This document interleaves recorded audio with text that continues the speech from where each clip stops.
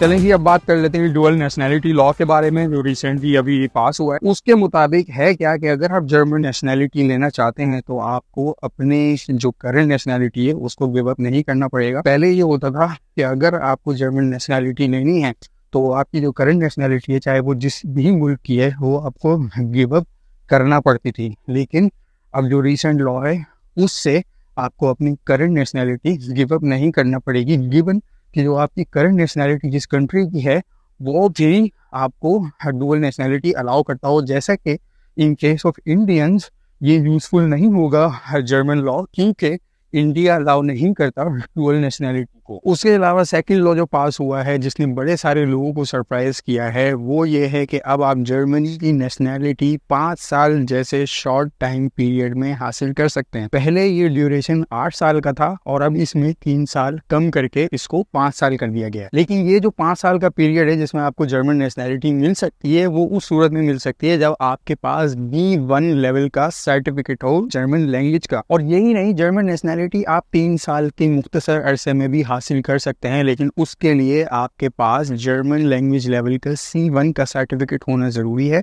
और जर्मनी में आपकी एक्सेप्शनल अचीवमेंट्स होना भी ज़रूरी है। पहले जो ये ड्यूरेशन था ये था तकरीबन 8 साल का, मतलब 8 साल लगते थे आपको जर्मन नेशनैलिटी लेने के लिए। लेकिन इसमें से अब 3 साल रिड्यूस करके इसको सिर्फ 5 साल कर दिया गया है और उसमें स्टडी टाइम भी इंक्लूड कर दिया गया है। और ये सब जर्मनी सिर्फ इसलिए कर रहा है क्योंकि जर्मनी को रिक्वायरमेंट है स्किल्ड लेबर की, और इसी वजह से इन्होंने ज़्यादा से ज़्यादा स्किल्ड लेबर को अट्रैक्ट करने के लिए अपने लॉज में बहुत सी रिलैक्सेशन पैदा की है और बहुत से न्यू लॉज इंट्रोड्यूस करवाए हैं।